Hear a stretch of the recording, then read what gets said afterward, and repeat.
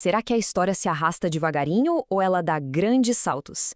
Hoje a gente vai mergulhar uma ideia poderosa que defende a segunda opção, a de que o nosso mundo é, na verdade, moldado por surpresas. Sabe aqueles eventos que surgem do nada e simplesmente mudam tudo? Por séculos, isso não era só uma crença, não, era um fato. Uma verdade que parecia tão sólida quanto o sol nascer todo dia. E é bem aqui que a nossa história começa. Pensa só no peso dessa evidência. Cada cisne que alguém já tinha visto na vida, sem uma única exceção, era branco. Geração após geração, essa certeza foi se tornando uma rocha. O que é que poderia abalar uma verdade tão absoluta? E então, de repente, um único pássaro preto é descoberto lá na Austrália.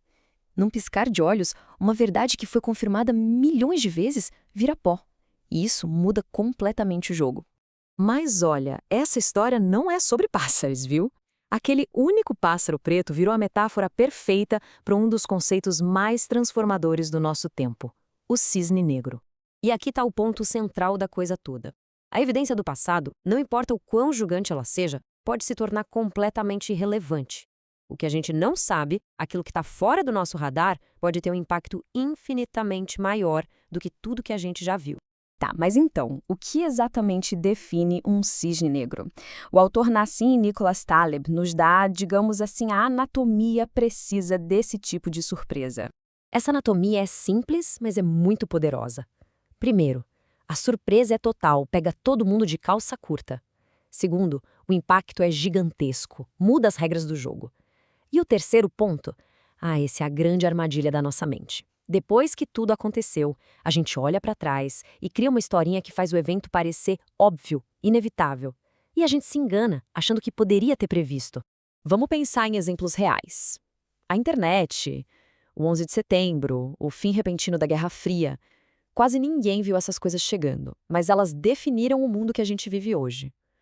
O argumento do Taleb é que esses saltos não são exceções na história. Na verdade, eles são a regra. Certa? Se esses eventos são tão importantes, por que a gente é tão cego a eles?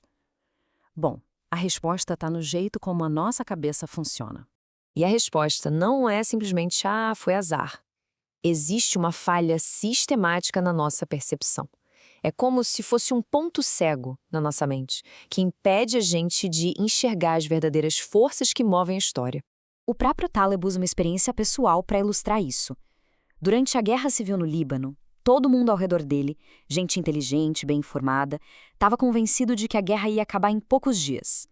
Eles viviam numa completa ilusão de que entendiam o que estava acontecendo, mesmo com a realidade provando o contrário, dia após dia. Ele chama essa nossa cegueira de terceto da opacidade. Primeiro, vem essa ilusão de que a gente entende o mundo, que é super complexo. Segundo, a gente distorce o passado para ele parecer mais organizadinho do que realmente foi. E terceiro, a gente adora criar categorias mentais limpas, arrumadinhas, como se a realidade fosse um mapa perfeito, e não o terreno caótico e imprevisível que ela de fato é. E para nos ajudar a sacar onde é que a nossa intuição falha, o Taleb propõe um modelo mental genial, dividindo o mundo em dois reinos. Essa distinção aqui, ela é fundamental. De um lado, temos o mediocristão, que é o reino do previsível. Pensa em coisas como peso ou altura. Uma pessoa super alta não vai alterar drasticamente a média da humanidade. É o lugar onde a nossa intuição funciona bem. Do outro lado, aí temos o extremistão. Pensa em vendas de livros, riqueza. Aqui, uma única J.K. Rowling pode vender mais que todos os outros autores somados. E aí que está o problema. A nossa mente evoluiu para entender o mediocristão, mas o mundo moderno é cada vez mais dominado pelo extremistão, que é justamente o habitat natural dos cisnes negros. Ok, então se não dá para prever esses eventos, o que a gente faz? A resposta não é tentar prever melhor, é mudar completamente a nossa estratégia. Esse é o ponto crucial, a aceitação. Em vez de ficar tentando adivinhar o imprevisível, o objetivo passa a ser construir sistemas, carreiras e vidas que sejam resistentes aos cisnes negros ruins e, ao mesmo tempo, abertas aos cisnes negros bons. Essa mentalidade é ilustrada de forma brilhante pela ideia da antibiblioteca.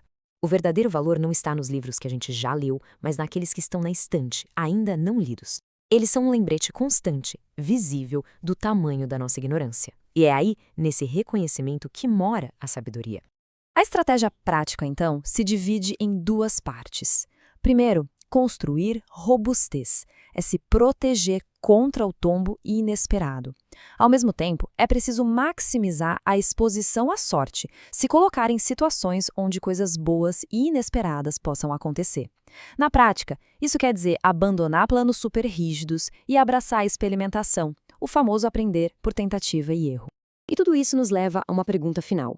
E se a meta não for, de fato, prever o futuro? E se a verdadeira habilidade for construir uma vida, uma carreira, um sistema que não precise de previsão para dar certo? Um sistema que, na verdade, se fortalece com o inesperado, em vez de ser destruído por ele.